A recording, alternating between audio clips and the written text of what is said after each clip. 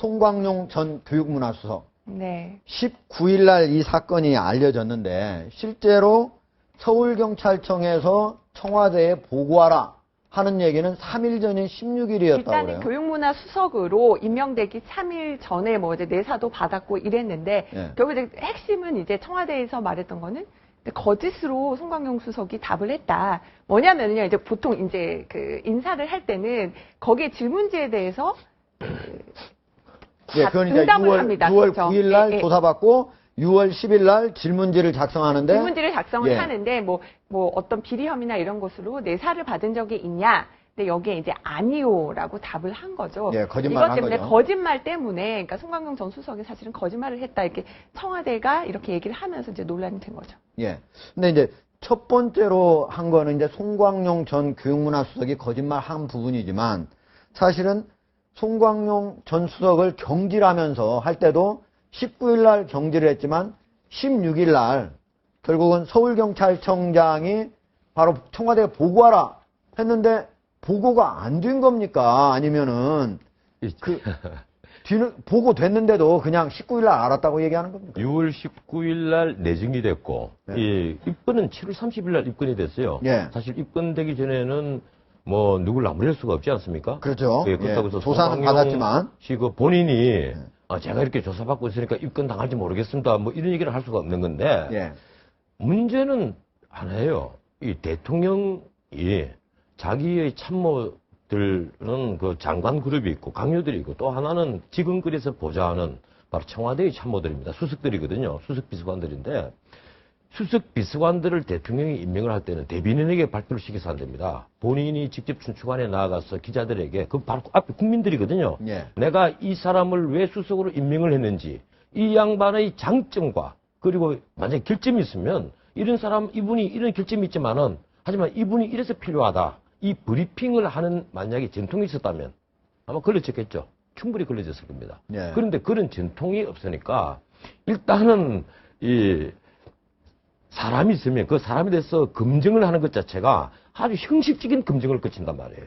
그게 필요가 없으니까. 대통령부터 왜 이 사람이 내가 필요한지 그걸 자각을 하지 못한 상태에서 장관을 임명하고 청와대 참모를 임명한단 말이에요. 예. 아니 말로 신문사에 기자를 하나 뽑을 때도 다 입사시험에 합격을 하고 면접을 보면서 철저히 따지고 그렇죠. 그래서 뽑고 배치를 하지 않습니까? 그 과정을 안 거친단 말이에요. 그러니까 평판조회 같은 예. 걸 하는데 거짓 보고만 믿고 예. 그냥 예. 제대로 파악하지 않은 것도 문제라고 보시죠. 그 보고가 맞는지 2차, 3차 걸러내는 과정이 필요한데 그런 게 없었던 거 아니냐 이런 비판도 나옵니다. 근데 그런 인사 검증 과정도 이제 큰 문제지만은 이번에 결국은 경질하는 과정에서도 과연 청와대가 16일에 이미 보고를 받고 뒤늦게 발표한 건지 아니면 진짜 16일 날 보고를 하라고 했는데도 청와대에 보고가 안 돼서 뒤늦게 민정수석실을 통해서 첩보를 통해 진짜 인지하고 뒤늦게 한 건지 이 부분이 상당히 지금 진실도 궁금한 가려지지 부분이죠. 않아요. 만약에 그 부분이 정확하게 밝혀지면 이제 저희가 아마 단독으로 보도를 해드릴 텐데요. 예. 아마도 이제 저는 그러니까 왜 이게 순방기간하고 겹치는지 그게서 조금 물타기 하려는 거는 아닌지 뭐 이런 의혹 어린 시선이 나오는데 예. 이거에 대해서 좀 청와대가 좀 명확하게 밝힐 필요도 아직 있다고 생각합니다. 그렇죠. 밝혀야죠.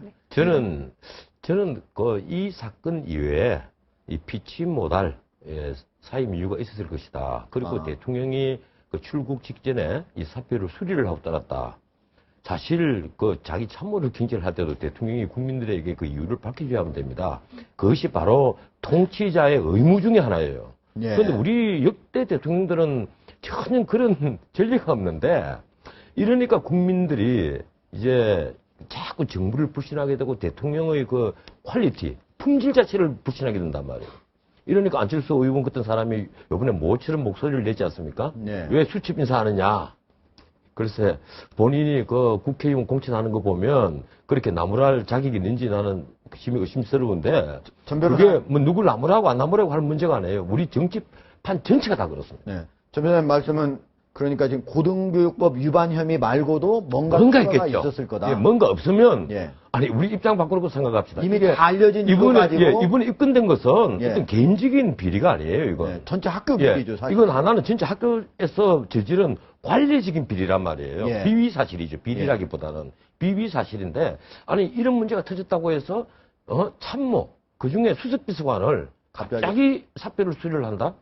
이제 일각의 이제 고위 관계자들을 좀 취재를 해봤는데 이런 얘기도 돌더라고요. 그 문제 외에도 예. 전교조 문제라던가 여러 가지 교육 현안들 이렇게 제대로 어떤 정무적인 역할을 해야 되는 부분들이 많은데 그 부분에 대해서 제대로 역할을 하지 못한 것에 대한 좀 불만들이 있었는데 이런 비위 사실까지 터지니까 예. 여러 가지 것들이 이제 결합이 돼서 결국 경질에 이르게 된 거 네. 아니냐. 그러니까 전 이런 변호사님 말씀하신 추가 비리 혐의 그게 있을지 없을지는 모르겠지만 모르겠습니다. 그러나 정책적인 그런 갈등도 있었다. 네, 그러니까 그런 네. 것들이 같이 결합이 돼서 아니, 그렇다고 알겠습니다. 해서 아시안게임 막 시작했는데, 아시안게임의 주무참모를 네. 갑자기 출국하면서 목을 잘라버린다?